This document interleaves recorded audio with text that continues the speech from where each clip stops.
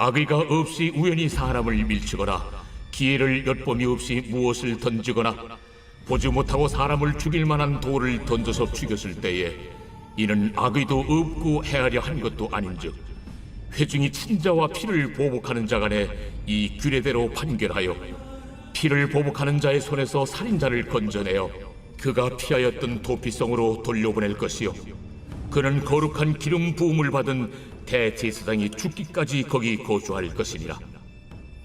그러나 살인자가 어느 때든지 그 피하였던 도피성 지경 밖에 나가면 피를 보복하는 자가 도피성 지경 밖에서 그 살인자를 만나 죽일지라도 피 흘린 죄가 없나니 이는 살인자가 대제사장이 죽기까지 그 도피성에 머물러야 할 것이니라. 대제사장이 죽은 후에는 그 살인자가 자기 소유의 땅으로 돌아갈 수 있느니라. 이는 너희의 대대로 거주하는 곳에서 판결하는 규례라.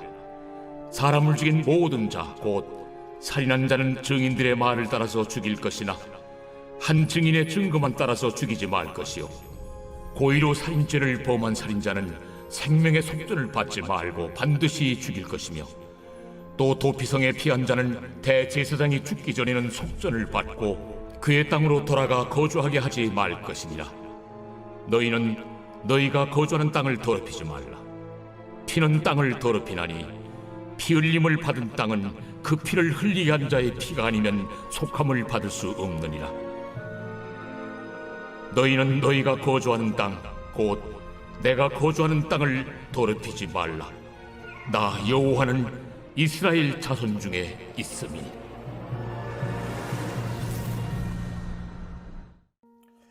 (6월 10일) 블랙퍼스트. 오늘은 민수기 35장 22절에서 34절까지의 말씀입니다.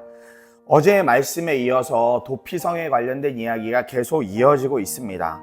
특별히 도피성으로 피한 자의 머물 수 있는 시간 기한이 오늘 나오는데 대제사장이 죽을 때까지 이 도피성에 머물 수가 있습니다.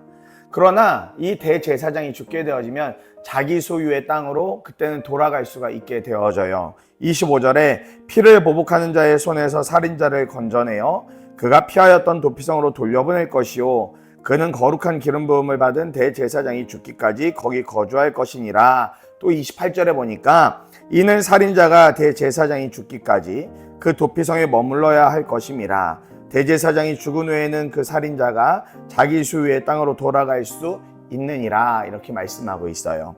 물론 이것은 재판을 받는 과정 속에서 과실이 없을 때의 이야기입니다. 고의적인 살인을 한 것이 드러나게 된다면 당연히 도피성에 머물 수는 없는 것이죠. 도피성에 피한 사람이 재판을 받을 때에 하나님은 한 사람의 이야기만 들으라 하지 않고 두 사람 이상의 이야기를 들어야 된다고 그렇게 말씀하고 있습니다. 30절에 사람을 죽인 모든 자 곧 살인한 자는 증인들의 말을 따라서 죽일 것이나 한 증인의 증거만 따라서 죽이지 말 것이요 이렇게 이야기하죠. 한 증인의 이야기가 아니라는 것은 적어도 2명 이상의 증인들의 이야기를 들으라는 것입니다. 여기서도 하나님의 공의, 공평은 드러나고 있다고 그렇게 볼 수 있죠. 우리가 어떤 문제가 있을 때 절대 한 사람의 이야기만 듣고 그 일을 결정해서는 안 됩니다. 적어도 2명 이상의 이야기를 잘 들어보고 그 일에 대한 판단을 같이 할 수 있어야 되는 거죠. 자칫 그렇게 되지 않으면 불공평하게 이야기가 흘러갈 수 있기 때문에 그렇습니다. 하나님의 초점은 계속해서 억울한 사람이 없도록 만들어 주시는 것, 하나님의 공의, 하나님의 공평이 드러나는 것, 바로 거기에 모든 초점이 맞춰 있다 그렇게 볼 수 있겠습니다. 물론 죄의 값은 반드시 치러야만 한다 오늘 말씀에도 드러나고 있어요. 이 모든 통치가 주님의 손에 있는 것이죠.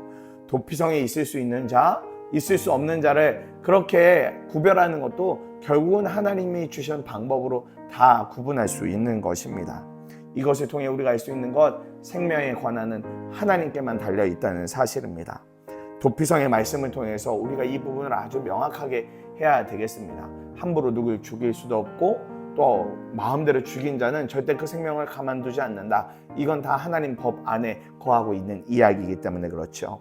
오늘도 하나님이 베풀어 주신 놀라운 은혜 가운데 우리는 어쩌면 도피성 안에 머물러 있는 사람들일 수도 있습니다. 저를 비롯해 여러분 모두가 날마다 여러 죄악에 넘어질 때가 있죠. 도피성 대신 주님의 은혜가 얼마나 큰지 모릅니다. 그러나 거기만 머물러 있을 것이 아니라 우리가 정말 주님 앞에 정결하게 살아 우리가 있는 곳곳을 정결한 땅으로 만들 수만 있다면 주님은 그것을 정말 크게 기뻐하시리라 믿습니다. 오늘도 개인별로 꼭 말씀을 묵상해 주시고 여러분 큐티책에다가 묵상 내용을 꼭 기록해 놓으시기 바랍니다. 예수님과 행복한 동행을 하는 사랑하는 여러분 모두가 되기를 주님의 이름으로 축복합니다.